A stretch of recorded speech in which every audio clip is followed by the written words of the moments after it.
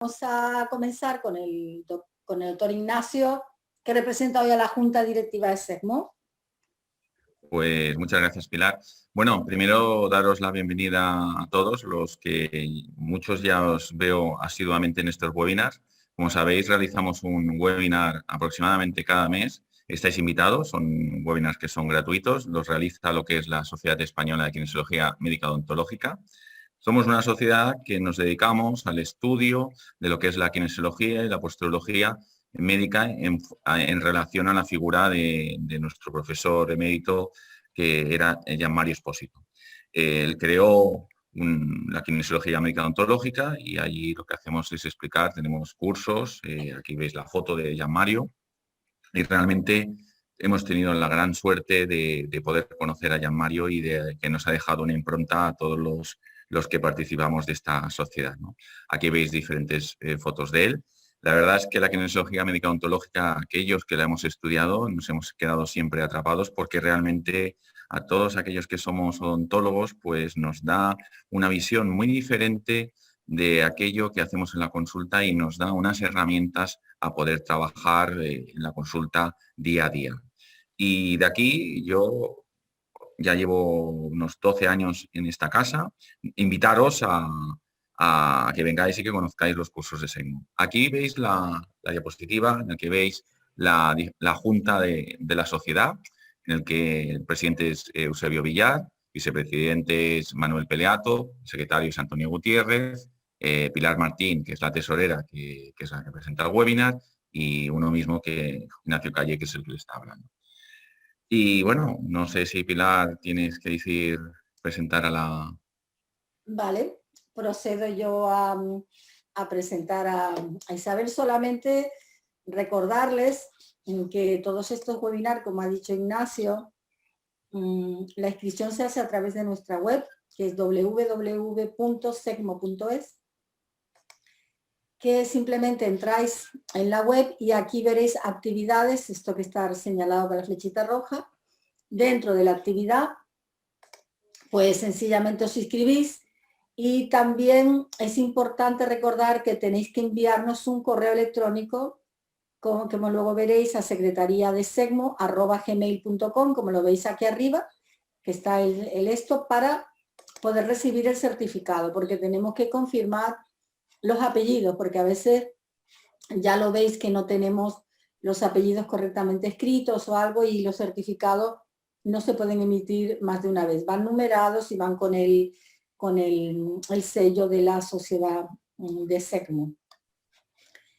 En esta ocasión nos toca hablar de un tema súper interesante y súper candente, puesto que estamos en plena pandemia a nivel mundial, y nosotros que somos una sociedad que vamos a lo que es la parte integrativa y a lo mínimamente invasivo y a lo más bueno para la salud y para mantener la vitalidad del organismo humano, nos parece muy interesante el tratamiento no farmacológico del aparato respiratorio en pacientes post-COVID, que nos aporta la experta Isabel Zaldúa Ponce, que no quiere decir que no tengamos claro que hay un momento en el que hay que poner tratamiento farmacológico, que evidentemente lo llevan todos los pacientes COVID que están en quirófano o que están en la UCI, pero realmente cuando salen de allí, muchos de ellos quedan con secuelas, y entonces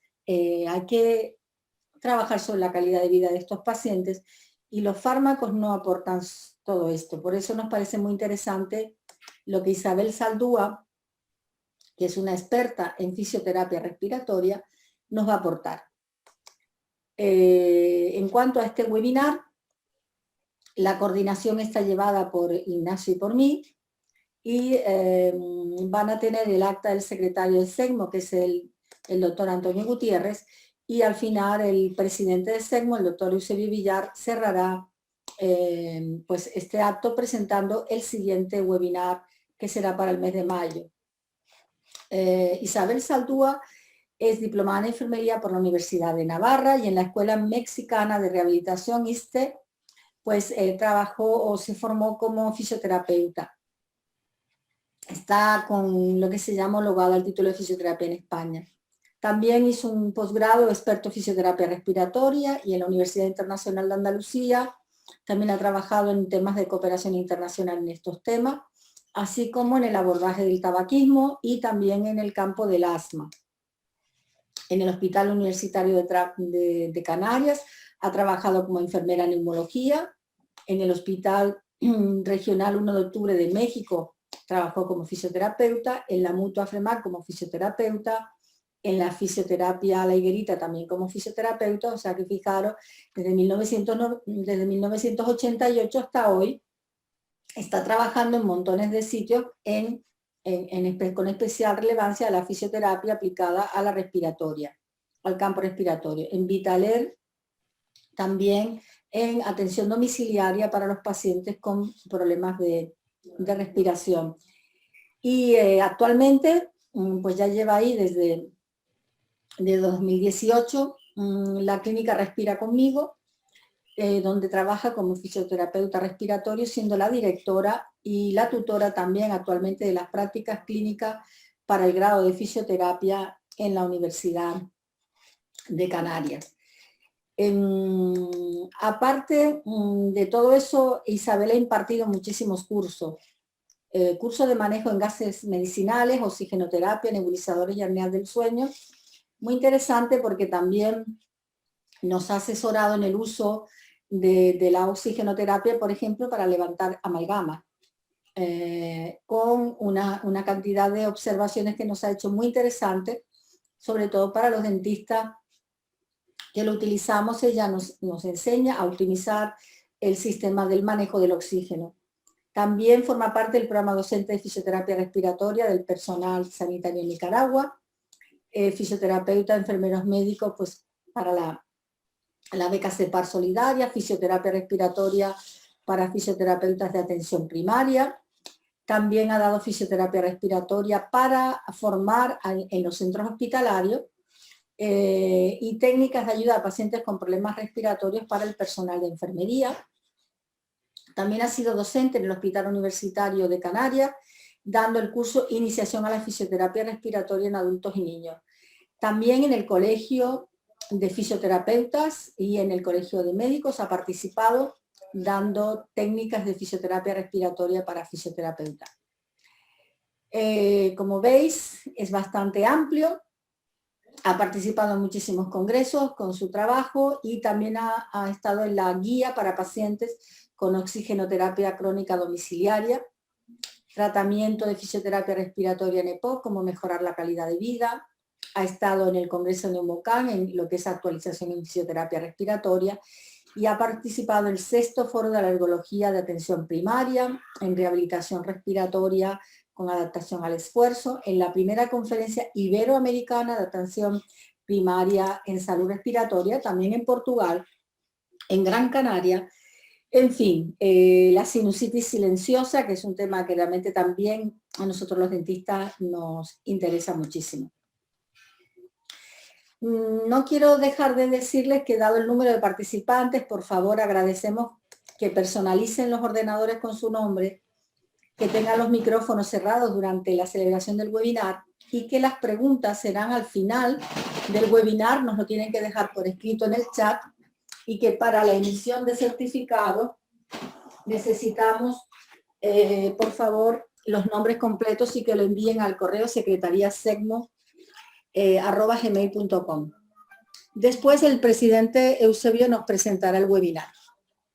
Dejo de compartir pantalla, Isabel, y yo antes de que hables, quiero decir que aparte de tu currículum espectacular, no te conozco solo como profesional, sino que yo te conozco como paciente, puesto que llegué un día llorando a tu clínica, me habían operado un tumor de mama y me provocaron una atelectasia masiva al pulmón derecho. Me dijeron que me quedaba un muñón para toda la vida y que me tenía que adaptar a eso y que me recomendaban jubilarme. Y bueno, llegué a tu centro y allí estoy, he recuperado más de un 70% del pulmón. No es cierto que queda ningún muñón, no es cierto que el pulmón no tiene capacidad de regenerarse. Y si yo le he pasado, todos los pacientes que han tenido COVID tienen esperanza, porque realmente, por lo menos mi situación era bastante grave y aquí estoy. Y sé que tú nos vas a hablar de la fibrosis y de un montón de cosas, pero quería dejar claro que va más allá de que lo hemos vivido, tanto en lo profesional como en lo personal. Y por tanto, pues bienvenida a SECMO. Por favor, compártenos, bueno, primero preséntate tú, es verdad, y luego ya compartes pantalla. Hola, buenas tardes. Mi nombre es Isabel Zaldúa, como ha dicho Pilar. Primero que nada, agradecer que estéis todos aquí a estas horas de un sábado y sobre todo agradecer a la Junta Directiva de SECMO por invitarme a este foro tan diferente para mí y sobre todo a la doctora Pilar Martín, que ha confiado en mí para poder expresaros y contaros un poco lo que hago yo con los pacientes que han pasado esta enfermedad que tanto nos está dando de cabeza, nos está llevando de cabeza todos estos días. ¿Vale? Voy a pasar a compartir pantalla. Espero que...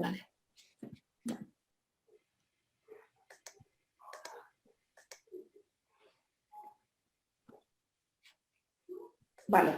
Bueno, pues como os he dicho, yo llevo ya muchos años dedicándome a la fisioterapia respiratoria. La fisioterapia respiratoria no es una especialidad, no está considerada como especialidad de fisioterapia todavía, pero yo tengo esperanzas de que dentro de nada, en breve, ya esté considerada como ello. ¿Vale? Entonces, cuando yo empecé a dedicarme a esto, claro, me quería especializar y bueno, y el primer experto que hicieron, que prepararon en La Coruña sobre fisioterapia respiratoria, pues fue el que hice, ¿no?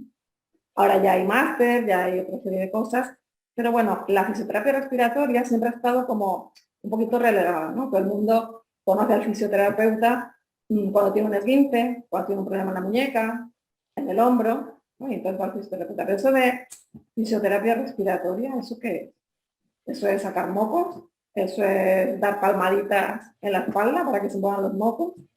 Entonces, bueno, yo, ¿qué os voy a decir? A mí es una profesión que me apasiona, me gusta muchísimo el trato con los pacientes, yo me dedico hoy por hoy a la clínica, o sea, a la práctica privada.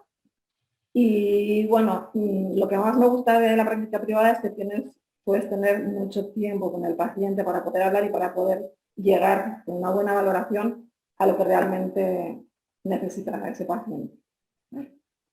Bueno, les voy a hablar un poquito de introducción, no quiero ser muy pesada con el tema COVID, hablaremos de las secuelas, sobre todo de las pulmonares o respiratorias, un breve tal de qué es la fisioterapia respiratoria, de los objetivos de la fisioterapia respiratoria a corto y a largo plazo, las intervenciones que realizamos de fisioterapia respiratoria, las afecciones que deben ser abordadas y les voy a presentar un caso clínico.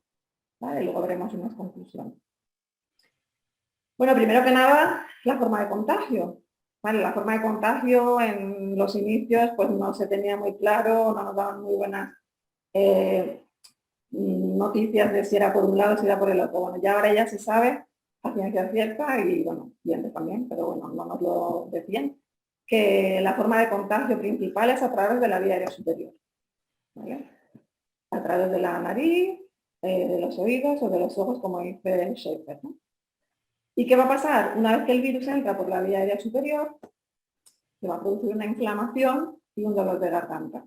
Bueno, hay muchos pacientes que han pasado COVID y que ha quedado en eso, ¿vale? En una inflamación y un dolor de garganta. Pero ¿qué pasa cuando va más allá y llega a los bronquios? Bueno, aparte de que tenemos tos y fiebre, se va a producir una neumonía bilateral. ¿Y cómo se contagia? Pues a través de gotitas o aerosoles.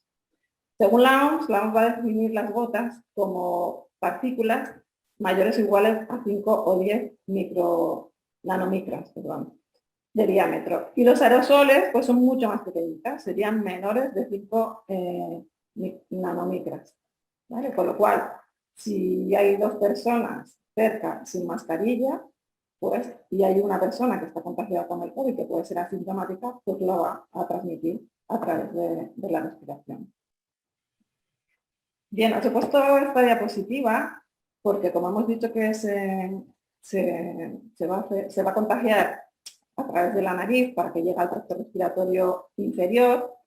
Una de las cosas que a mí me parece muy importante es tener la vía aérea superior bien humidificada y bien permeable, con el fin de que los cilios que recubren la mucosa nasal puedan echar para afuera los virus y no entren, ¿vale? No los puedan echar. Esto es un bebé prematuro que viene a mi consulta porque no podía succionar bien, porque tenía una obstrucción debido a una rinitis del lactante.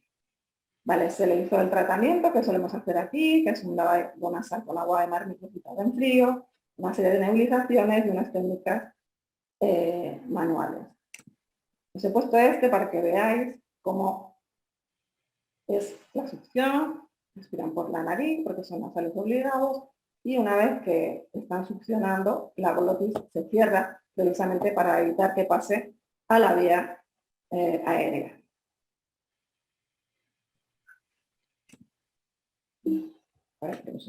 Ahora, vale. Y bueno, vosotros sabéis muy bien que es súper importante una respiración nasal, que es lo que yo muchas veces tengo que reeducar, que sea la respiración nasal y no bucal. ¿Vale? ¿Qué vamos a conseguir con una respiración nasal?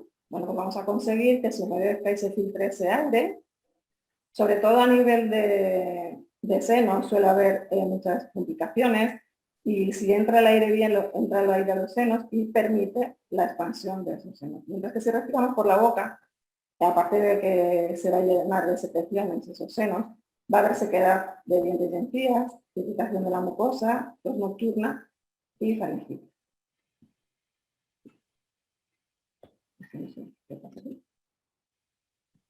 Se me trabó ahora. Vale.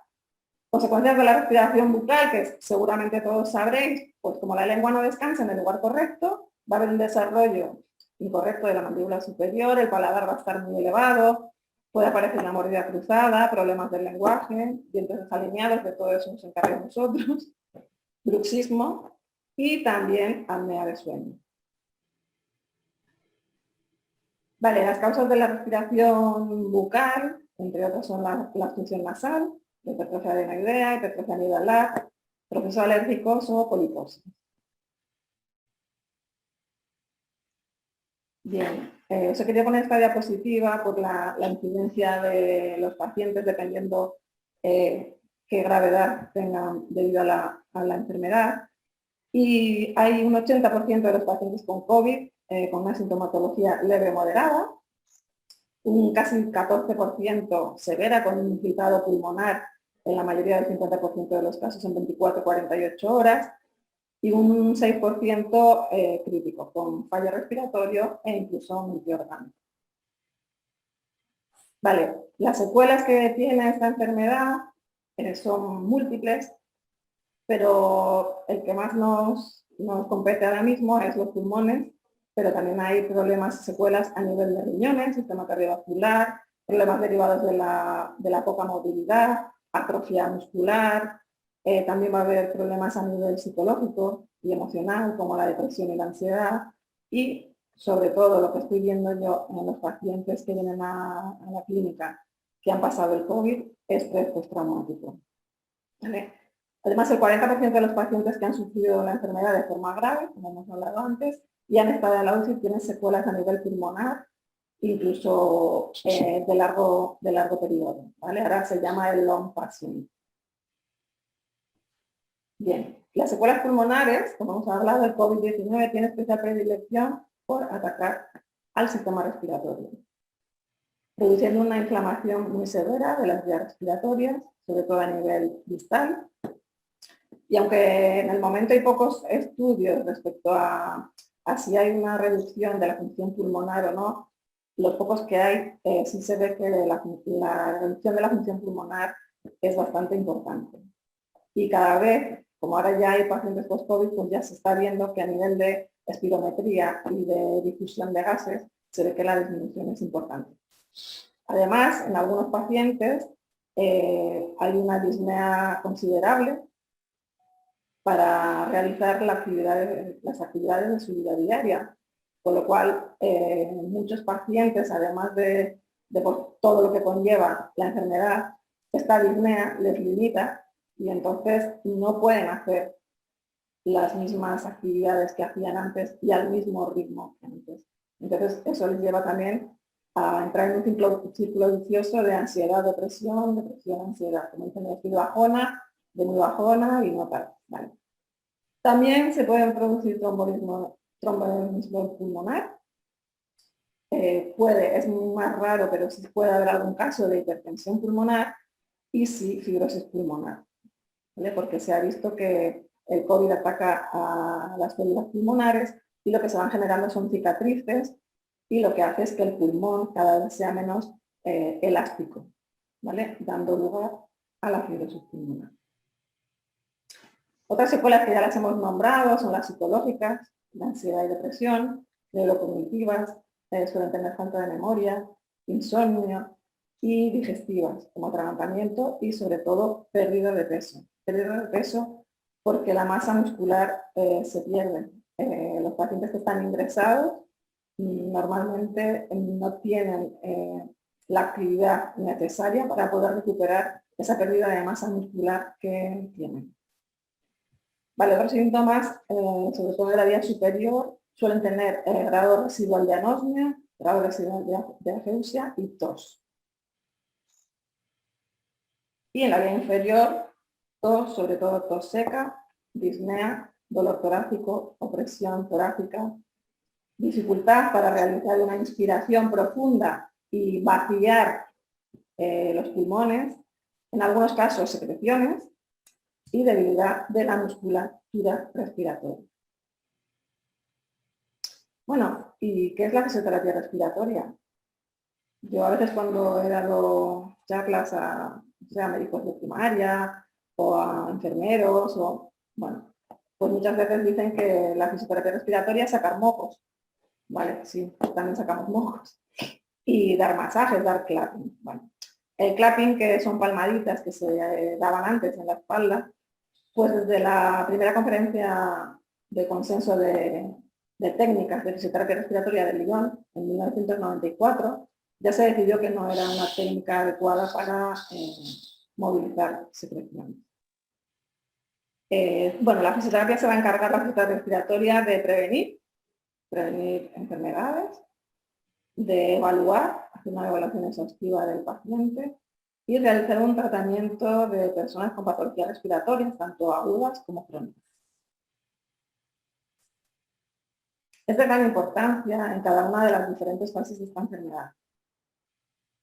La fisioterapia respiratoria se debería iniciar y bueno, ya se está haciendo. Lo que pasa es que no hay suficientes compañeros. Primero, no hay suficientes compañeros especializados en fisioterapia respiratoria y luego no hay suficientes fisioterapeutas que puedan especializarse y que puedan ser contratados en los hospitales, en una UCI, por ejemplo, ¿no? En la UCI y en la planta de bienestar, en diferentes fases de esta enfermedad. Es una herramienta fundamental, pero fundamental, después de pasar la enfermedad y juega un papel muy importante a la hora de mejorar e intentar conseguir la función respiratoria que se tenía antes, aunque eso va a ser difícil, pero por lo menos mejorarla, la función respiratoria, además de musculoesquelética y los músculos respiratorios.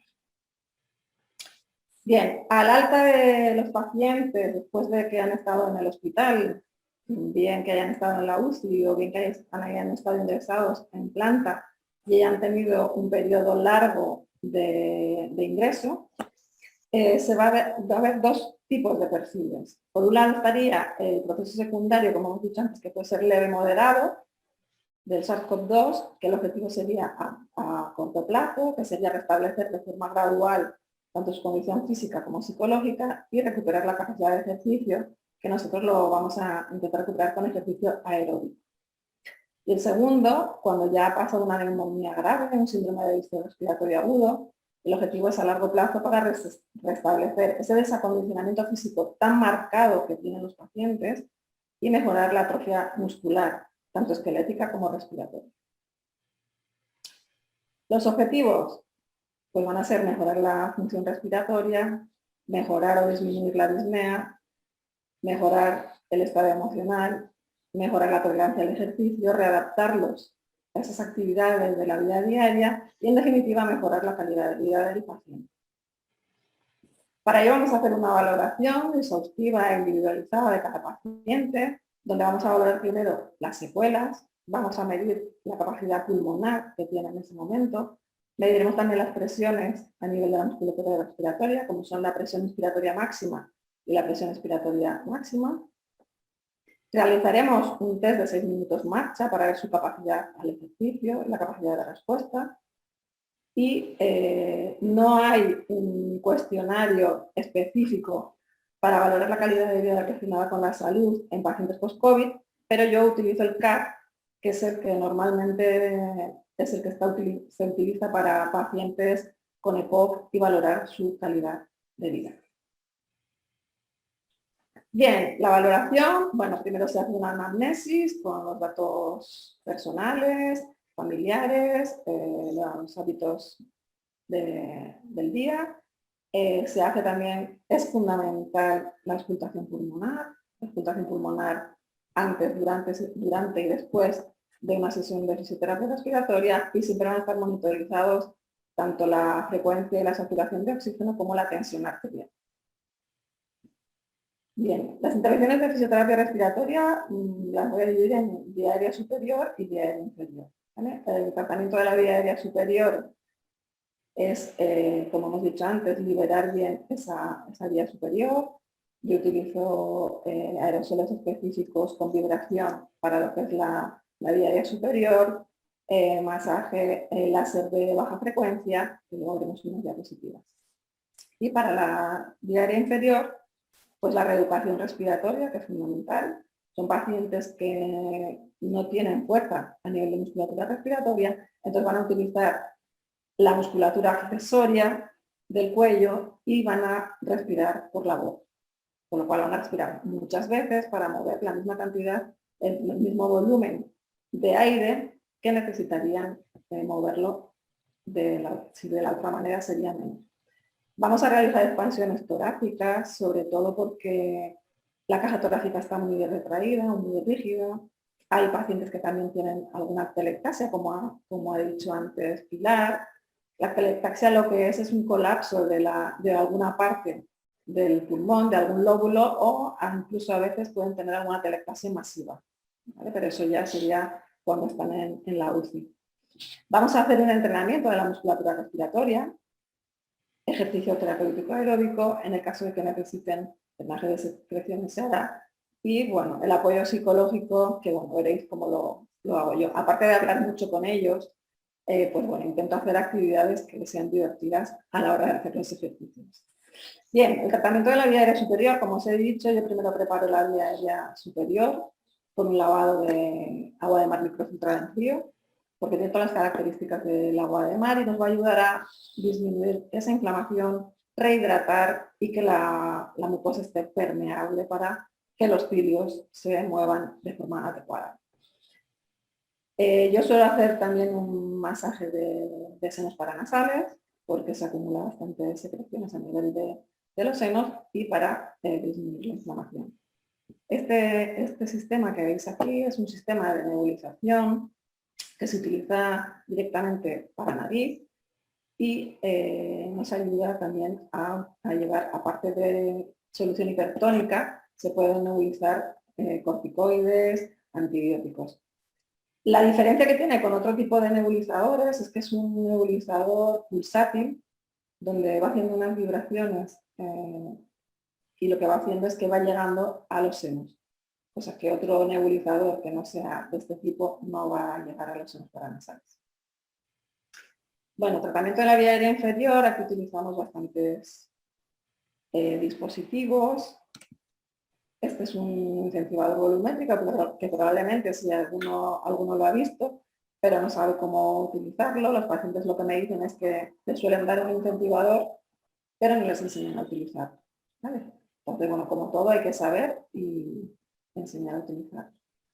Este tipo de aparato se utiliza sobre todo para trabajar el pulmón profundo, para intentar reclutar alveolos y para movilizar secreciones si las hubiera a nivel distal.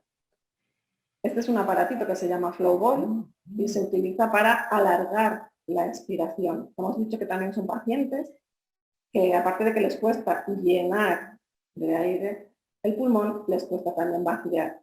Entonces, si no vacían bien, no van a poder llenar bien. Entonces es un dispositivo bastante sencillito y que a los pacientes, tanto a los niños como a los mayores, les suele gustar bastante, ¿no? Es nada, es como si fuera una pipeta con una bolita, y lo que tiene que hacer es coger aire por la nariz, inflar el abdomen y sacar el aire lentamente, moviendo la pelotita en una distancia que se mantenga. Esto sobre todo se hace porque si tú a un paciente le dices que vacíe, no vacía. Llega un momento que no vacía.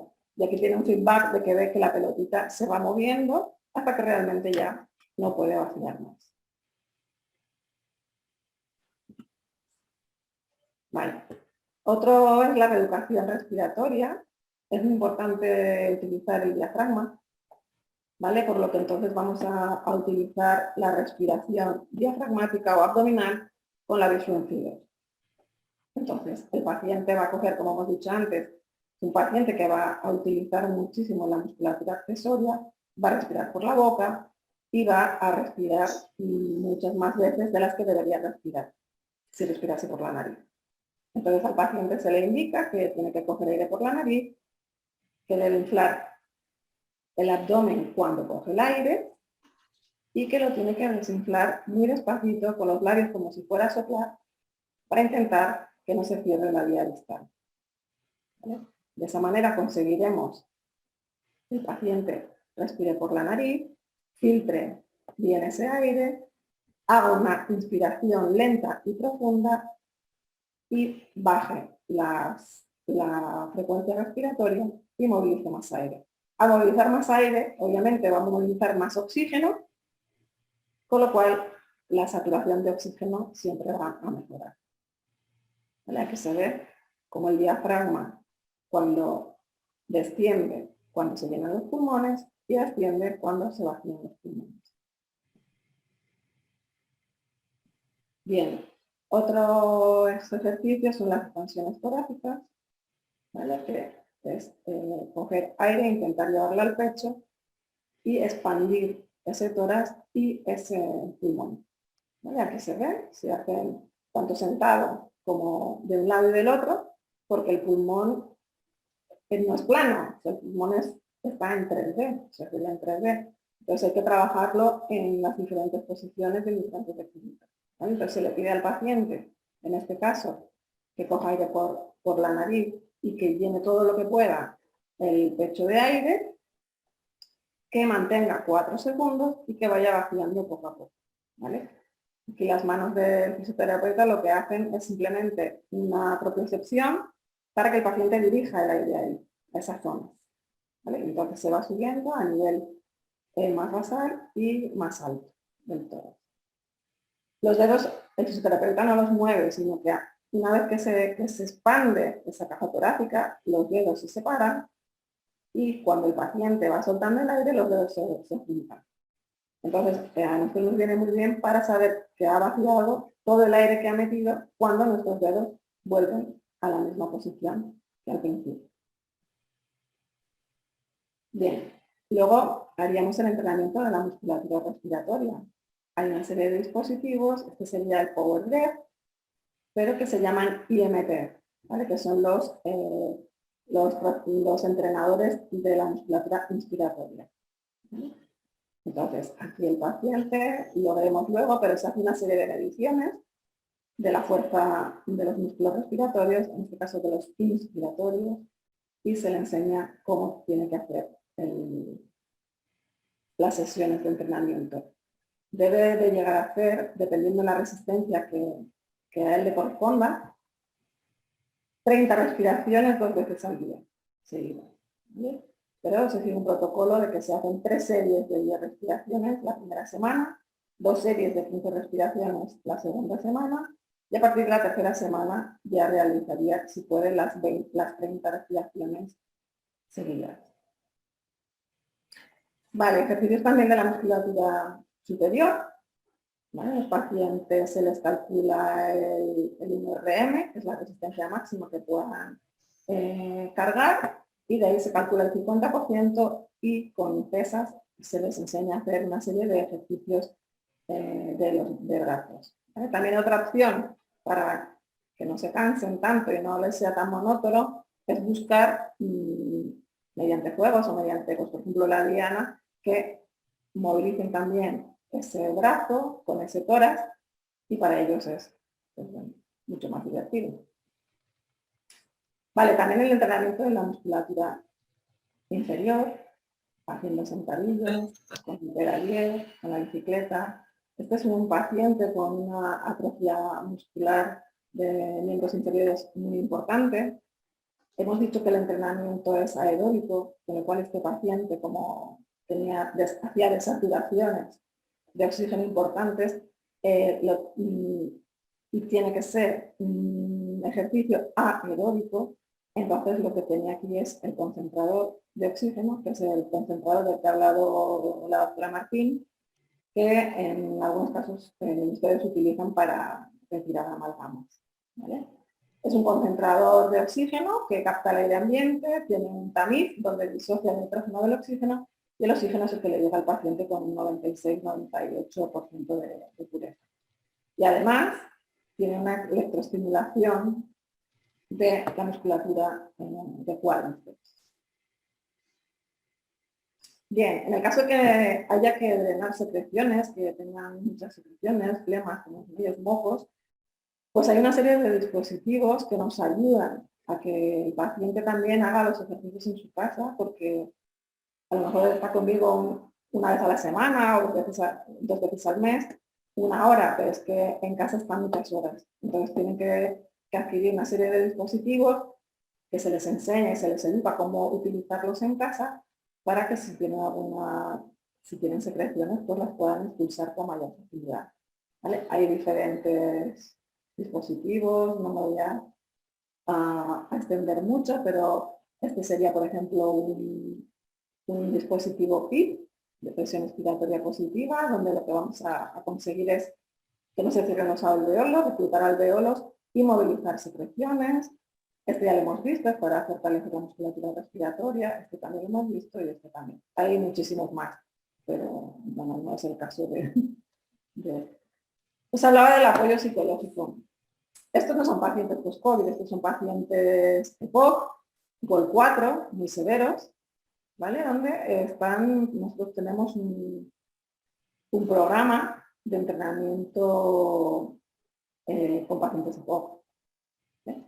Entonces, bueno, ellos tienen una rutina de ejercicios en base a sus capacidades, a su test de la marcha, como hemos dicho antes, al RM y a cómo estén, dependiendo de si necesitan oxígeno o no. Este es un paciente que necesita oxígeno, este también lleva oxígeno, pero para hacer ejercicios no lo suele utilizar. Y lo que hicimos fue un campeonato de diana.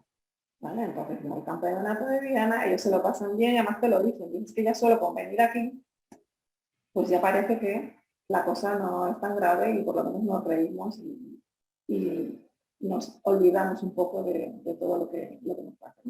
Entonces, bueno, hicimos el mini concurso ese de diana y aquí no se ve, pero hicimos hasta un podio y tal, bueno, que la verdad que se lo pasan súper bien. Bien, ahora les voy a presentar un caso clínico de una paciente que sí pasó el COVID y vamos a ir viendo un poco todo esto que hemos contado.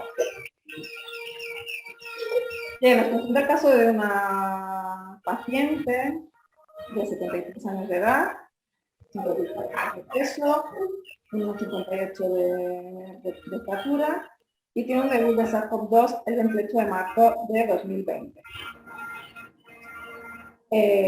Bueno, el marido fallece por infarto masivo debido al COVID-19 y se contagian los dos en un viaje a la península.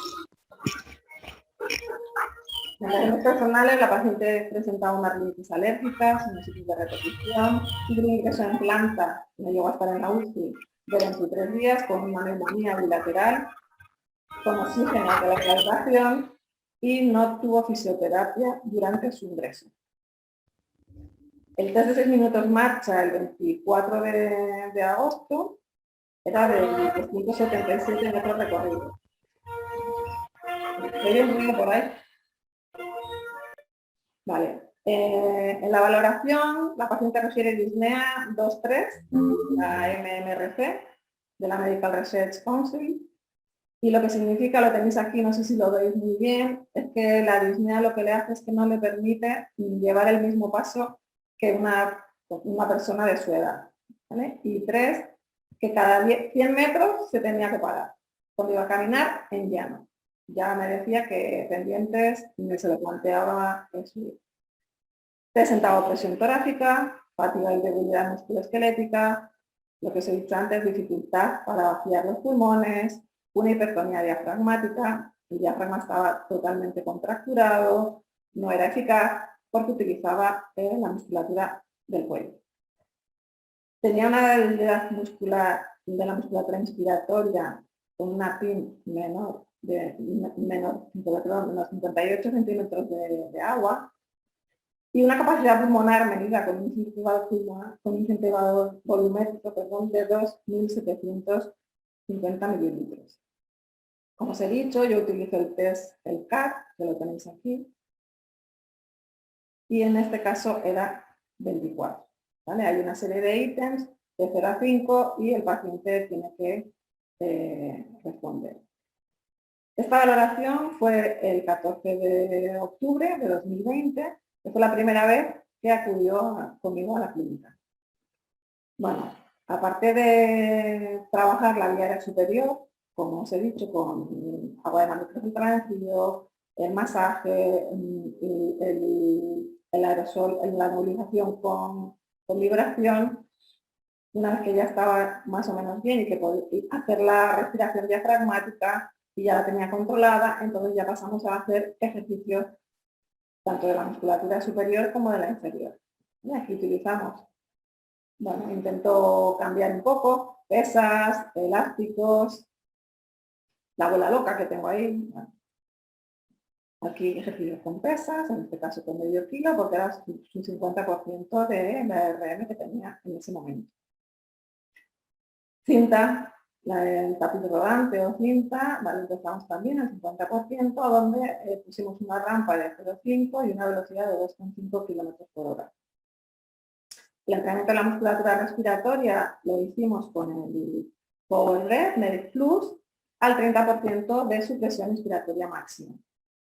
¿Vale? El 30% era menos 17,4. Este es un aparato que se va regulando la resistencia, girando esto se va regulando la resistencia.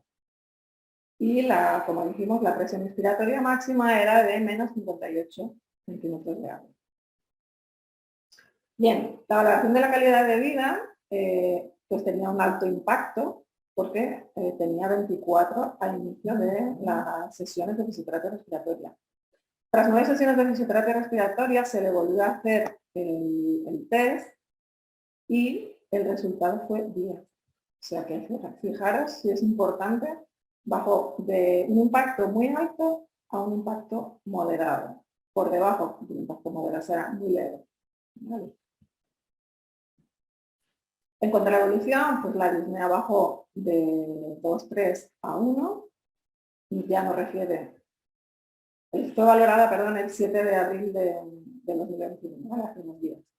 Nos refiere a presión torácica, medimos también de nuevo la presión inspiratoria máxima y estaba a menos 67 centímetros de agua, con lo cual mejoró bastante, y la capacidad pulmonar medida con incentivador volumétrico a 3.000 mililitros. El test de la marcha, si os acordáis, en agosto era de 277 metros recorridos y en abril fueron 660 metros recorridos sin tener desaturaciones. Y el test de la calidad de vida fue de 10. Como conclusiones, pues os diría que la fisioterapia respiratoria debe tener un papel destacado en el seguimiento de los pacientes desde el ingreso en UCI hasta la alta hospitalaria, que es una herramienta fundamental para la recuperación de secuelas provocadas por el COVID-19, que es el tratamiento no farmacológico más indicado para mejorar la calidad de vida relacionada con la salud respiratoria y mejorar la capacidad pulmonar. Bueno, aquí tenéis un poquito de bibliografía. Gracias por su atención y esta es una frase que me encanta, que en la vida no hay cosas que temer, solo hay cosas que comprender. Muchas gracias.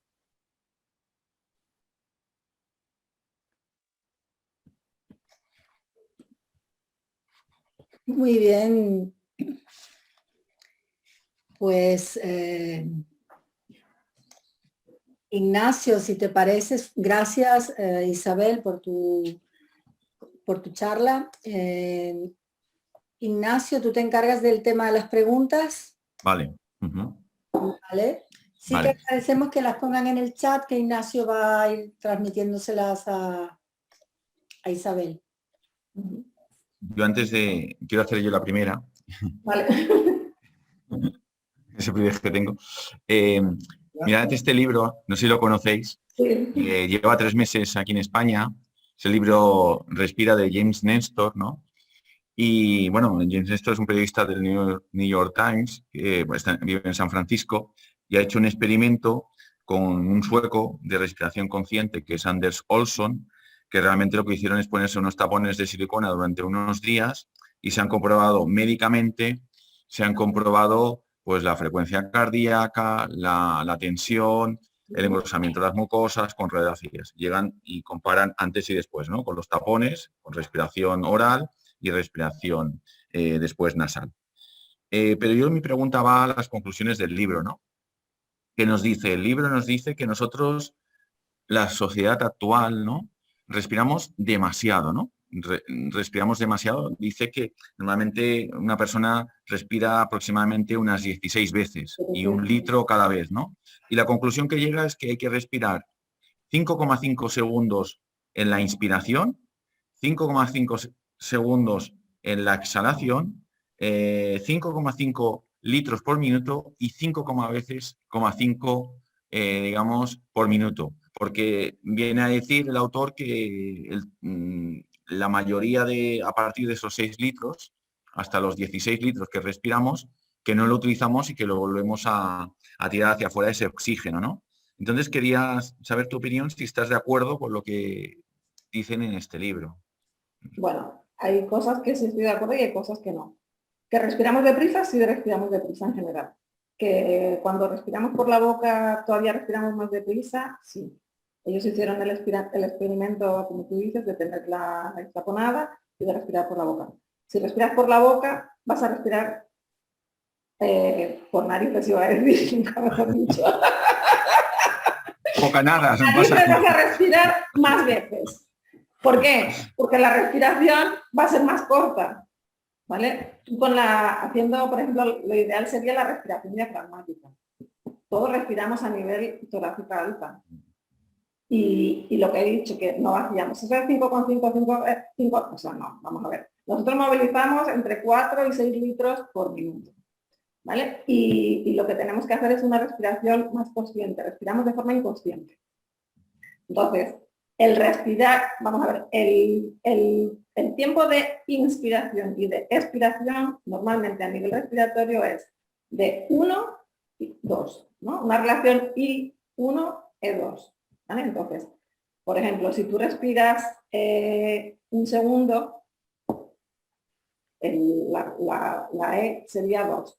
Pero luego va a depender también del tipo de persona y del tipo de paciente. Un paciente que sea restrictivo va a tener una E más corta y un obstructivo más largo. O sea, eso en una persona que no tenga ningún problema respiratorio, no sé, tampoco lo de 5,5, al final te vas a volver loco. ¿Cómo lo vas a hacer? O sea, lo ideal es respirar por la nariz, hacer una respiración lenta y profunda y respirar menos veces, eso sí, pero 5 veces, 5,5, ya te digo yo que no. No. Movilizas, es que no movilizas el mismo volumen, vas a movilizar menos volumen de aire y por ende menos oxígeno. Vale, quería saber. No sé si te he respondido, ¿eh? No, sí, no, quería saber como profesional tu experiencia respecto de este tema, ¿no? Que ahí lo dejan como como una cosa inamovible, ¿no? Es lo que me parecía a mí y por eso quería saber tu opinión, ¿no? Ya hay muchas técnicas de respiración, que es el Claro, buteico, que es está el encuadrado. buteico, está la respiración de labios fruncidos, a ver, la respiración nasal, la respiración, hay gente que prefiere respirar, que hay, dice que se respira bien con la boca, bueno, hay que valorar todo y luego ver que no es lo mismo una persona que no tenga ningún problema respiratorio a una persona que sí lo tenga. Eusebio Villar nos pregunta si en algún momento en la parte psicológica se puede añadir un tipo de respiración mindfulness o una técnica de meditación.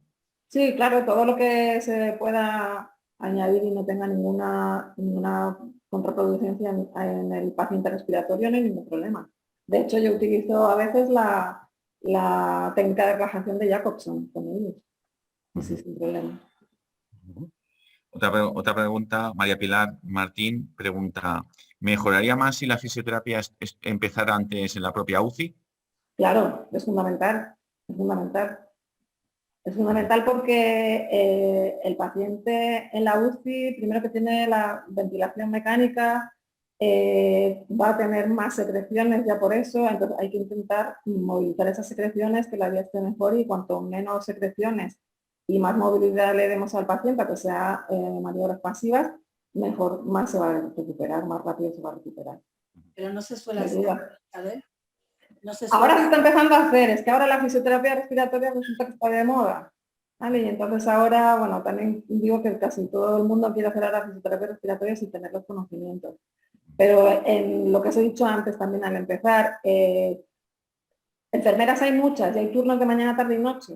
Y fisioterapeutas debería haber también mañana, tarde y noche. Y respiratorios más, sobre todo porque en la UCI está el paciente mañana, tarde y noche y días de fiesta y en las plantas igual. Y, por ejemplo, para prequirúrgicos, es que la fisioterapia respiratoria es fundamental para muchas cosas. Yo, por ejemplo, tengo bastantes pacientes prequirúrgicos precisamente para que no haya consecuencias como la que ha comentado antes Pilar. Y postcáncer, yo he visto en hospitales que utilizan los aparatos que has enseñado del PIP y todas estas cosas para...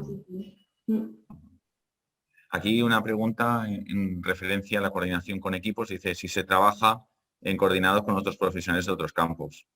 Eso sería lo ideal. Yo en México era lo que hacía, trabajaba en equipo, pero aquí, no sé, en España es como muy complicado. Entonces, a ver, un fisioterapeuta respiratorio lo ideal sería que pudiera trabajar con odontólogos, con neumólogos, con logopedas. O sea, a mí me encantaría poder hacer eso. Eso sería lo ideal, pero no sé por qué aquí no se hace. Nosotros, Isabel y yo, estamos ahí compartiendo pacientes como una primera experiencia que está siendo muy fructífera, pero sí, la verdad que sí, o sea, es como que, no sé, de hecho, fíjate, los neumólogos me tendrían que mandar aquí pacientes, vamos, y no. O sea, y vamos a ver, no sé si es porque creen que, a ver, con la fisioterapia respiratoria una de las cosas que hay es que va a necesitar menos medicación, incluso a veces se la suspenden. Pero eso no quiere decir que no siga yendo a su neumólogo. ¿Vale? Yo, por ejemplo, tengo niños que, aunque sea de otro tema, pero tengo niños que están mocos, no comen, no duermen, los papás tampoco, lavados nasales, ¿vale? ¿Cómo hacen los lavados nasales? ¿Con qué se hacen lavados nasales? Todo eso, y luego les mandan antibióticos, broncodilatadores y no funcionan. Entonces, Isabel, y que tú no quitas la medicación, o sea, la reduce. No, yo no la quito. La reduce el neumólogo porque ve al paciente mejor. Exacto. ¿Sabes? Que eso es lo grandioso, que mejoran y el neumólogo mismo les baja la medicación. Claro, y el pediatra. Los efectos secundarios que tiene la medicación. Claro. El médico hará un viaje al Caribe y la fisioterapeuta se quedará en su casa. ¿Cómo? El neumólogo hará un viaje al Caribe pagado por el laboratorio y la fisioterapeuta claro, a Valencia. Claro, ahí. Ese es el problema. Conflicto de intereses se llama. Sí, eso. No lo quería decir, pero mira, ya que lo has dicho. No, hay que ser claro. En sector somos bastante... Es la voz de no. Para ser justo, Isabel y yo conocemos neumólogos extraordinarios que cuentan con ella y conmigo, con Pilar, con la dentista. que no es el 100%, porque si no estaría yo aquí hablando de fisioterapia respiratoria, pero la mayoría sí. O sea, a ver, aquí hay muchísimos neumólogos y pediatras que podían por lo menos valorar el trabajo del fisioterapeuta respiratorio y no lo tienen en cuenta. Otra pregunta que nos ha hecho Paul, que está aquí, ha dicho, ¿has usado cinta ortopédica para abrir hombros, es decir, un corrector postural? Es decir, poner Sí, la cinta... en algún caso sí, pero en pacientes con fibrosis quística. ¿Vale? Para corregir postura, lo que habéis dicho vosotros también, la postura es muy importante. ¿Puedo precisar la pregunta? Sí. Sí. Porque generalmente la postura en una disminución, una merma de la capacidad respiratoria, de la capacidad pulmonar, se acompaña de una curvatura dorsal más pronunciada, y hombros más adelantados, digamos que un pecho más cerrado. Por lo tanto, hacer una especie de llamamiento activo, un sistema activo pasivo a través de la cinta sobre precisamente la apertura de la caja torácica, estirando, haciendo un preestiramiento de los músculos respiratorios secundarios, permite ya facilita, digamos, la apertura de la caja torácica, por lo menos en su tercio superior, y entonces facilita el trabajo del diafragma. Bueno, es una... Totalmente, sí. La pregunta, si tenías más experiencia sobre el tema. Sí, yo he solido utilizar también los tape, ¿vale? Hay una forma de colocarlos para que quieres tape también. Porque existe actualmente un sistema ortopédico así, con un pequeño vibrador un buzzer que te obliga, que te llama la atención para que corrijas. Bueno, es una ayuda más, digamos. Y ya que ha salido la cinta, volviendo al libro, ¿qué crees el efecto de la cinta? ¿Estás de acuerdo con el efecto de sellar los labios a la hora de dormir con una cinta? No. ¿Por qué no estás de acuerdo? ¿Por qué no? Porque ¿para qué vas a cerrarle la boca a una persona? Yo creo que cada uno tiene que respirar como respira y si respira con la boca abierta, pues habrá que buscar por qué respira con la boca abierta. Pero de taparle con unas cintas que me parece, no sé, ¿no? Ahí tendríais trabajo vosotros en ver, porque puede ser porque tenga hipertrofia amigdalar, porque tenga pólipos, porque tenga unas adenoides grandes, no habría que ver, o porque tenga algún problema a nivel óseo, no sé, eso ya, pero no sé. ¿A ti te gustaría que te cerrasen con una cinta la boca para dormir todas las noches? Yo lo he hecho algunas noches, ¿no? Como hábito. A ver, yo pienso que si no hay una causa... Noches, ¿pero todas las noches? Bueno, no, todas no. No, hombre, no. Pero me refiero, si no hay una causa, si para cambiar un hábito, ¿no crees que podría ser interesante? Pero ese hábito no se va a corregir así. Mientras tú tengas la causa y te tapes la boca con una cinta, desde que dejes de tapártela, vas a volver a respirar por la boca. Si es evidente que un hábito... bucal. Es evidente que un hábito cuesta cambiarlo. La engramación de un hábito a nivel neurológico, pues es difícil de cambiarla, ¿no? En eso estoy de acuerdo. Vale, ¿cuál es el entrenador de la musculatura respiratoria que recomienda? Yo utilizo el Power Breath y para mí es un buen dispositivo. Yo he utilizado todo, pero bueno, también depende. Por ejemplo, el 3-Hole IMT, si es para trabajar con un paciente que está en la UCI y que tiene una traqueotomía, pues puede ir mejor porque no tiene tanta resistencia y a la hora de conectar igual es más sencillo. Te preguntan si trabajas con odontólogo y si es afirmativa la pregunta, ¿cómo lo organizas? Bueno, yo trabajar con odontólogo no, estoy empezando, como has dicho Pilar, ahora trabajo con ella. Y como lo organizo, pues ella me deriva al paciente, yo lo veo, lo valoro y luego ya le comento a ella, lo vemos.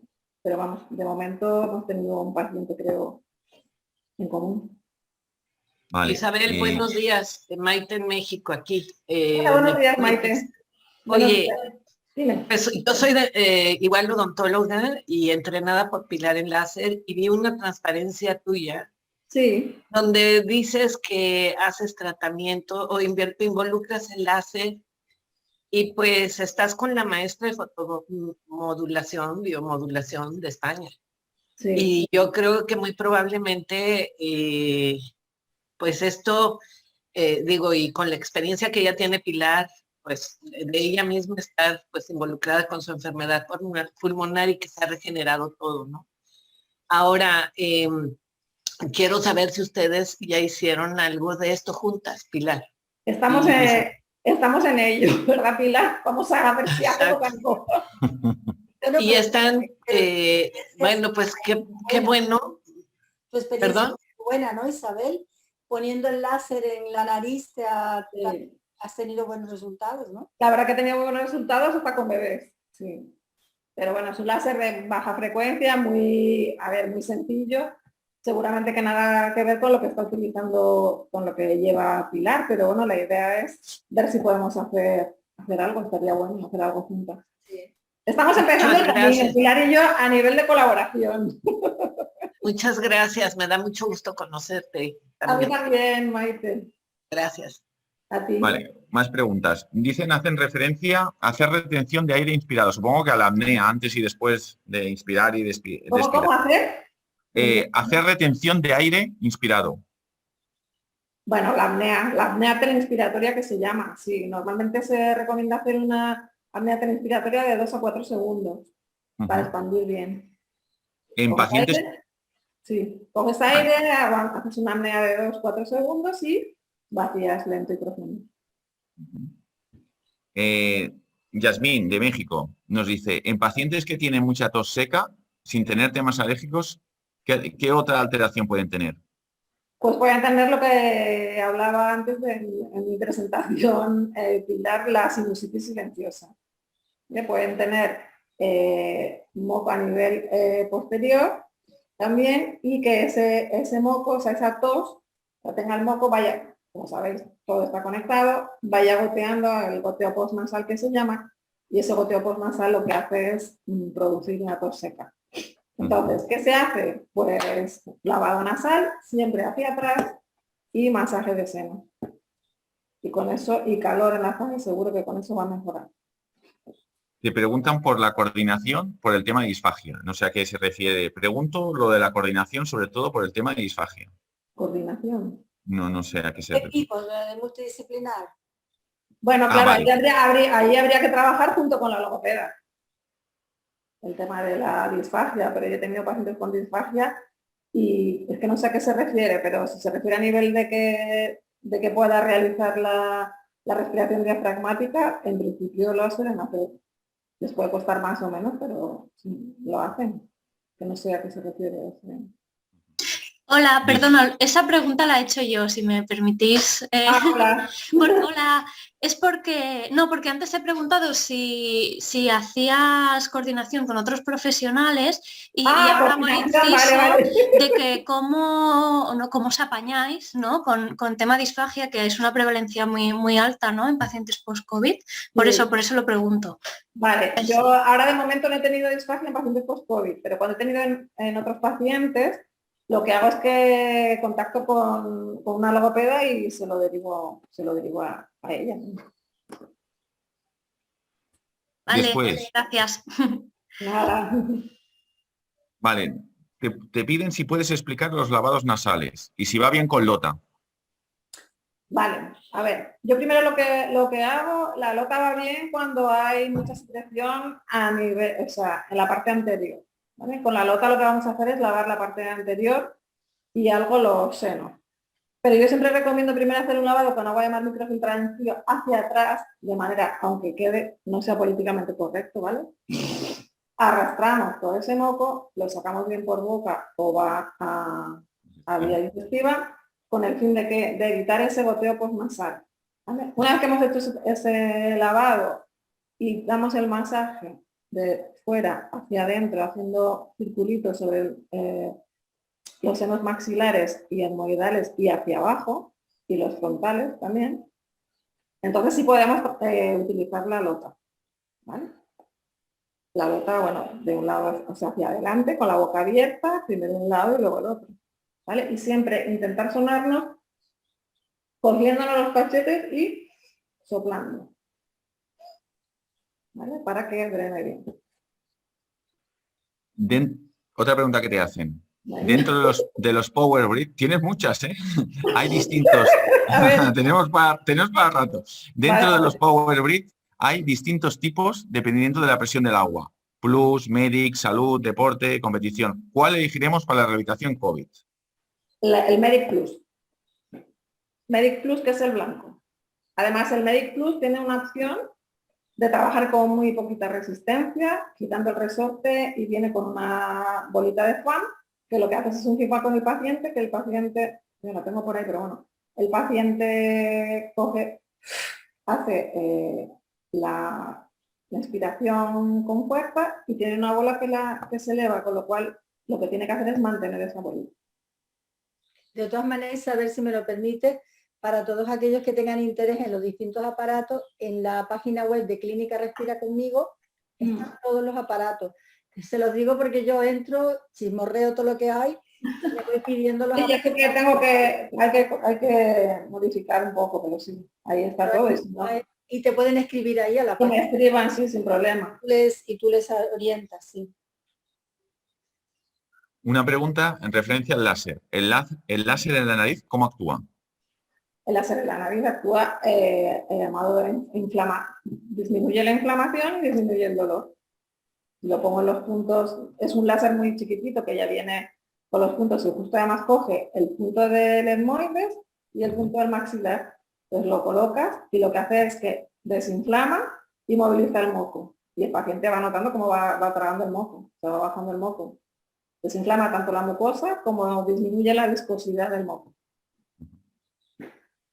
Paul tiene una curiosidad. ¿Cuál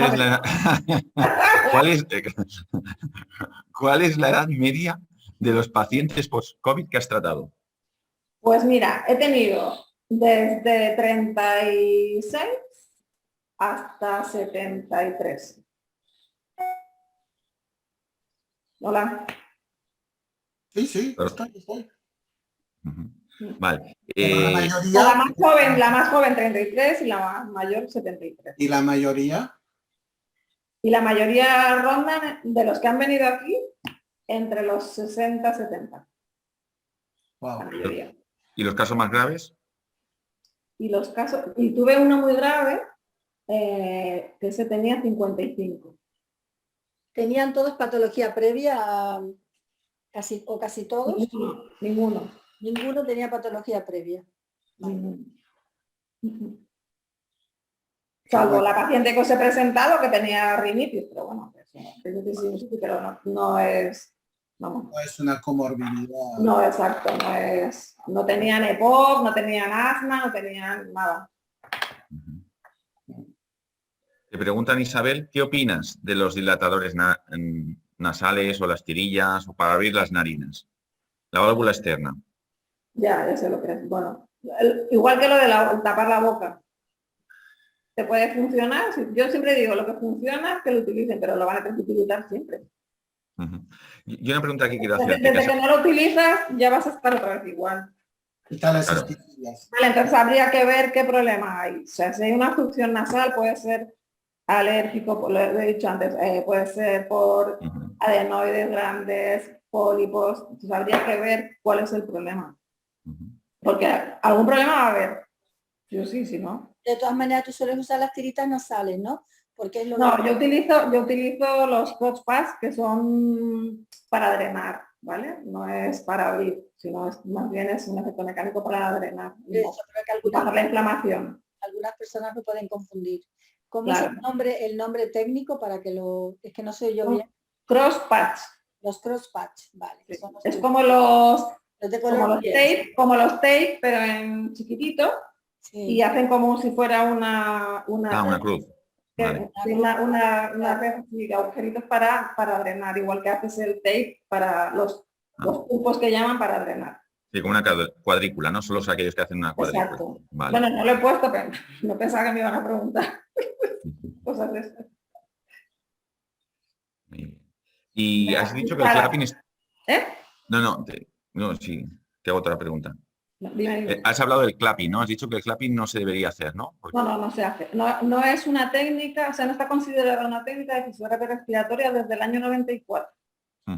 ¿Y por qué? Por los contras que había. O sea, se veía que sobre todo en los niños que tenían asma, que tenían algún problema y tenían secreciones, al hacerles el clapping, lo que hacía es que aumentaba el broncoespasmo. Eso lo dicen no sé si hay más. los expertos belgas. Entonces ahora se utilizan diferentes flujos para trabajar, para movilizar la secreción. A mí me llamó la atención mucho, Isabel, de que casi todos los expertos que yo he conocido son de Bélgica o de Sudáfrica. No sé por qué hay como dos escuelas muy importantes y no entiendo por qué en España no hay... Pues por lo que te digo, porque pensaban que un fisioterapeuta respiratorio, primero que no hay especialidad. Entonces, bueno, eso de que estés tratando mocos, como dicen muchos, bueno, hacer muchas más cosas y depende lo inquieta o lo que tal, pues puedes hacer muchas más. Yo creo que no es una disciplina que gustase mucho al oficio. Y luego el desconocimiento, un desconocimiento aquí brutal. Pero vamos a ver, en fisioterapia es la disciplina donde más evidencia científica hay. Yo en Sudáfrica me quedé impactada de las unidades que tienen de investigación y de eso, porque de verdad que estamos en pañales en España, en el campo de la fisioterapia respiratoria. Mi perro, por cierto, también tengo que llevar. Oye, tú, estás en vergüenza. Oye. Y una última pregunta. La respiración en cuadrado, han dicho que, bueno, en el libro hablan de que lo utilizan los militares para aumentar la concentración, ¿no? Cuando tienen que hacer una misión especial. ¿Estás de acuerdo con ello? La respiración en cuadrado sí se utiliza, pero no como técnica de fisioterapia respiratoria. Yo estoy hablando de técnicas de fisioterapia respiratoria más que de otro tipo de respiraciones. Hay muchas, en el yoga hay algunas, hay otras. A veces utilizan la respiración con el diafragma, otras veces no, utilizan el pranayama. Bueno, hay formas de respirar, hay muchas. Estamos hablando de la más adecuada y la más eficaz. Sobre todo en pacientes con problemas respiratorios. Te están preguntando sobre los vibradores también, que tú también los usas, porque yo te los he visto. ¿Los qué? Los de vibración para movilizar el moco. Sí, yo utilizo, bueno, a nivel de facial, utilizo unos pequeñitos y luego a nivel ya de vía inferior están los chalecos de alta frecuencia, de oscilación de alta frecuencia. Eusebio Villar nos dice que si un paciente tiene una mordida abierta y respira por la boca y si la causa, la consecuencia de la mordida abierta es la lengua, que siga respirando por la boca. Hombre, o si no está Eusebio ahí, ¿qué puede? Habrá que ver qué problema tiene en la lengua también. No, yo te quiero decir que, bueno, para ti, por lo que veo, el respirar por la boca, bueno, primero, enhorabuena por tu conferencia, que es que he entrado tarde. Y nosotros preconizamos, y la ha estado diciendo Ignacio, y yo estoy a favor de él, porque yo lo he practicado conmigo y lo practicas con los pacientes. Yo te vi la primera vez a ti, Eusebio. Y nos han enseñado eso.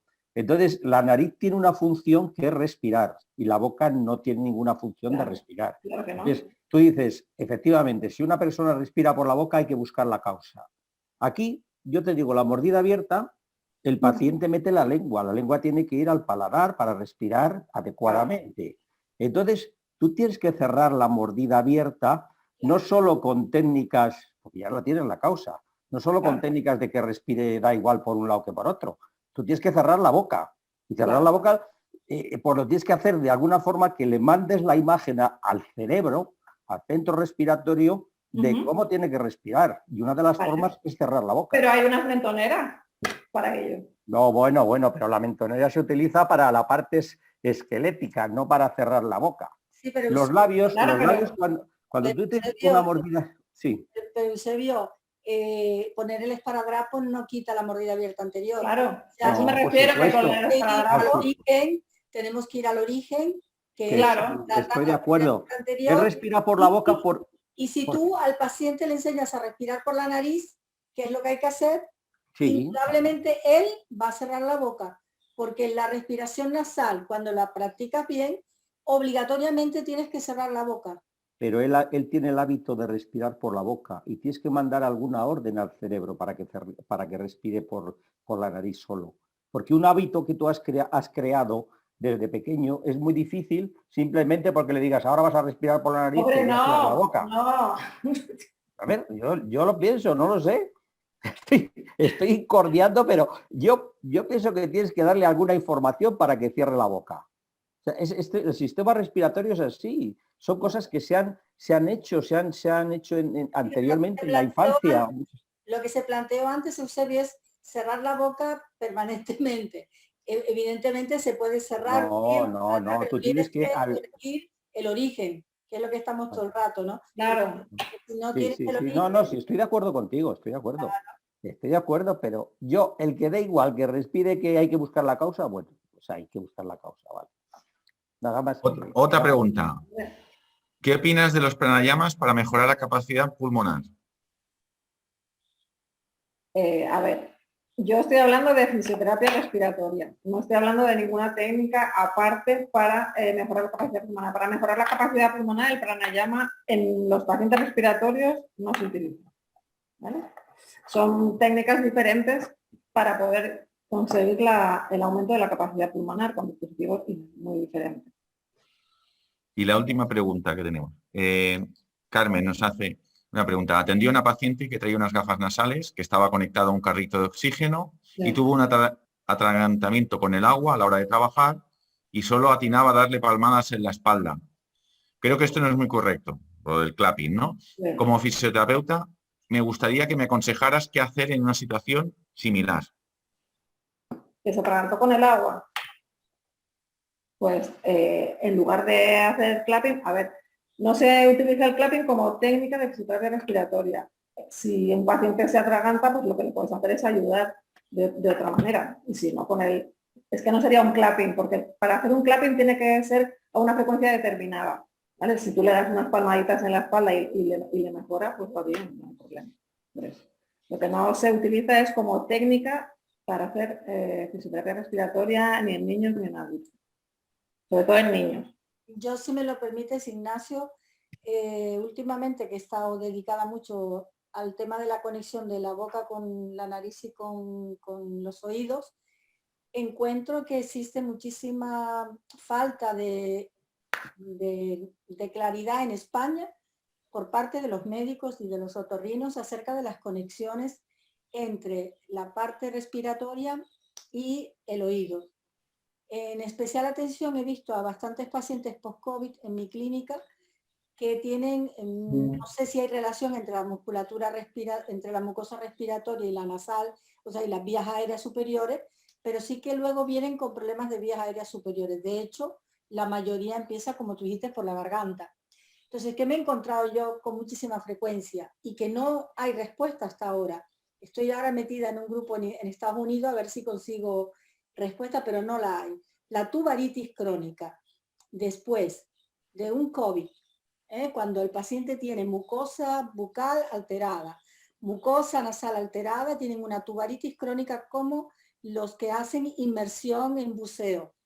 Sin embargo, no hay actualmente una técnica que consiga controlar esto. Nosotros estamos haciendo un tratamiento desde la boca que está yendo muy bien, pero sí que me parece que tu área de trabajo interconecta un montón pues, con la boca. La boca es una autopista de conexiones entre lo que es el pulmón y todas las vías aéreas respiratorias y por supuesto el oído. ¿Te has encontrado con este problema y ayuda la fisioterapia respiratoria a los pacientes que también tienen problemas de tubaritis funcional? No estamos hablando de que haya moco por ahí, sino que la diferencia de presión no es correcta y una tubaritis funcional y la mucosa, por la razón que sea, no es capaz, o ha quedado engrosado, o ha quedado lo que sea, no es capaz de abrir y cerrar cuando tienes que mandarle mucho émbolo de aire para que abran. Entonces, sinceramente, ni los otorrinos, ni los médicos que yo he consultado, hasta este momento dan soluciones. Entonces, no sé si tú te has encontrado con esto en la consulta. De momento no he tenido ese problema. Tubaritis crónica, ¿vale? Porque sí que es algo que yo queda, y creo que van a aparecer muchísimos en los COVID, porque a mí me han venido bastante, y de hecho, una de las técnicas que hay es la masticación, Eusebio, que es muy interesante porque Eusebio ya lo comentó, por la conexión que tiene el ATM con el oído. Entonces creo que ahí, Isabel, sería muy interesante que pudiéramos hacer algún trabajo, los dentistas y ustedes, porque hay un montón de personas que no tienen respuesta, porque vivir con una tubaritis crónica es una lata para la gente. Hay gente que lo tiene suave, pero hay otros que tienen acúfeno, que tienen moco posterior, como tú decías, y que tienen problemas también de respiración nasal, porque sabes que la trompa viene a drenar aquí, al lado de la nariz, entonces está obstruida la salida en la narina. Entonces, no sé exactamente cómo, pero creo que es un campo fundamental que deberíamos enfocar, dentistas y fisioterapeutas respiratorios, porque yo lo único que he encontrado en Estados Unidos, que hay un grupo de trabajo muy interesante en buceo, que están utilizando unos dilatadores a través de la boca o a través de la nariz para dilatar la trompa, ¿no?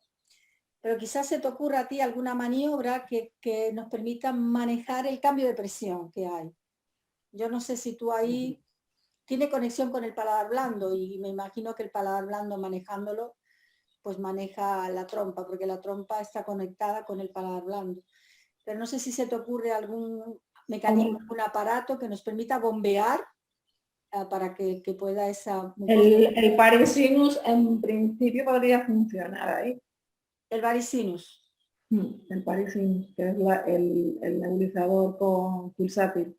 Pero eso lo tienes que aplicar tú, el fisioterapeuta, no el paciente, ¿no? No, bueno, se le puede enseñar. Enseñar al paciente. Se le enseña al paciente y el paciente lo utiliza, sin problema. Pues a mí me encantaría que si pudiéramos otro día hacer una charla sobre conexión nariz, oído, boca, ¿vale? Con toda la parte respiratoria, porque creo que los dentistas tenemos mucho que aportar y creo que los fisioterapeutas tienen un montón también, y en conjunto, como decía alguien por ahí. Claro, se podría hacer una y logopedas también. A ver. Y lo que decía Eusebio, claro, evidentemente si neurológicamente la boca no da la información al cerebro, pues va a seguir tal. O sea, es verdad que tenemos que ir al origen, pero a la vez tenemos que tratar que esa boca vaya entendiendo que tiene que cerrar la boca, porque es verdad que es un patrón neuromuscular. ¿No, Eusebio? Iba por ahí. Sí, no, a propósito de lo que has dicho del buceo, bueno, yo tuve un problema hace 5 años porque tenía una comunicación interauricular de nacimiento pequeña. Entonces, cuando tú bajas muy profundo, que estaba en Maldivas y bajamos a 30 y tantos metros todos los días varias veces, llegó un momento en que yo tuve una burbuja que pasó y tuve una parálisis, que creía que me quedaba paralítico medio cuerpo.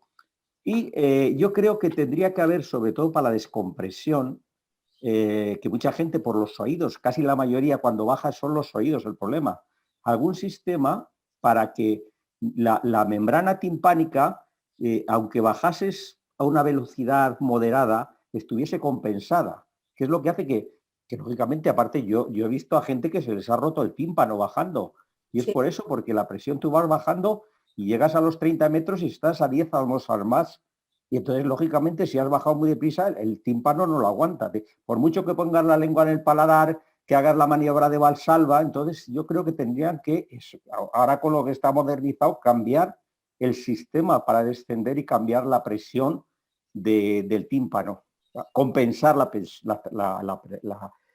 presión. No sé si estás de acuerdo en eso. O sea, tendría que haber alguien que inventara lo que estáis hablando vosotros, algo para hacerlo.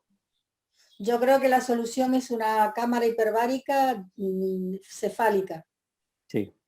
Sabes, que sea como que te metes como en un tubo de buceo, en un casco de, ¿sabes qué te digo? Como una escafandra. Pero tiene que ser algo cómodo, no tienes que empezar a crear armatostes. Pero no, para no tener que meterte en una cámara hiperbárica grande, además de lo costosas que son, las citas de espera son enormes. Yo creo que podría ser con una cámara hiperbárica pequeña que que cojan solo la parte cefálica y que pueda trabajar. Yo creo que no tardará en salir en Estados Unidos una cámara hiperbárica para esto, porque una de las soluciones es la cámara hiperbárica. No sé si Isabel sabe de cómo manejar el cambio de presiones mediante fisioterapia. Ahí no, yo no he trabajado, la verdad, no te puedo decir. Tenemos que profundizar. No, y nosotros también tenemos un montón de dudas, que por eso lo planteamos.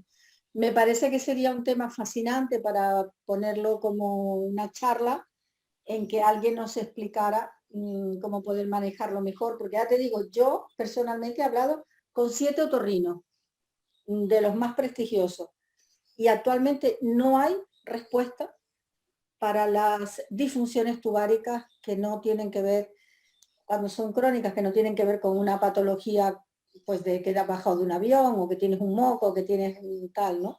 Pero limita mucho la vida de las personas. Y me parece que, bueno, que me ha encantado, Isabel, me ha gustado. Me alegro, gracias. Ya no ves que tenemos un montón de inquietudes. Y no sé, Ignacio, ¿tú quieres decir algo más o pasamos? Bueno, que la verdad es que ya sabéis que el tema este me interesa, me gusta mucho, y agradecerle a Isabel que haya estado hoy con nosotros, ¿no? Creo que la respiración nasal es básica, ¿no? Para el ser humano y para la longevidad, como el próximo webinar veremos, ¿no? Que nos hablará Emilio. La respiración nasal es básica, ¿no? Y el sellado labial, pues también es básico para tener esa respiración nasal, ¿no? Y eso es importante. Yo creo que es de las cosas más importantes que tenemos que hacer como odontólogos, ¿no? Es buscar una posición de esa mandíbula para que el paciente pueda sellar labialmente, ¿no? Para que pueda tener un buen hábito. Pero fíjate, Eusebio, yo he tenido que escuchar esta semana que para un paciente que tiene un problema de posicionar la mandíbula con una oclusión perfecta, hacerle una ortognática, ¿eh? Bueno. Lo he visto planteado en el hospital, o sea que me he quedado súper alarmada porque digo, caray, bueno, nosotros que hacemos kinesiología, de todas maneras, la ortognática es una cicatriz muy importante. Sí. Yo tengo pacientes que les estoy tratando de la cicatriz, ¿no? Pues les han dejado una oclusión perfecta, pero tiene una cicatriz muy importante, emocional y física, las dos cosas. Pues fíjate, han planteado una cirugía bimaxilar por un paciente que tiene problemas de obstrucción nasal. Y me ha parecido impactante porque, caray, como no han mirado pues la fisioterapia respiratoria, la rehabilitación con un dentista experto, un kinesiólogo, lo que sea. Bueno, la verdad que a veces hay que tener mucho cuidado porque con el afán a veces son tan intervencionistas que lo que tú dices, que lo hay que tratar es tremenda cicatriz esa. Eusebio, te voy a compartir la pantalla antes de Isabel para que tú hagas la presentación de nuestro próximo, que les va a encantar. Isabel, no te lo puedes perder porque es un enamorado como tú de todo esto y creo que va a ser súper interesante. Bueno, aquí el próximo webinar, si no te importa, doctor Eusebio Villar, presidente de SECMO, todo suyo. A ver, Emilio López Jiménez, le conozco personalmente, una personalidad impresionante, y él es especialista, licenciado en medicina, especialista en estomatología, es máster en ortodoncia, en periodoncia y también es máster en implantología.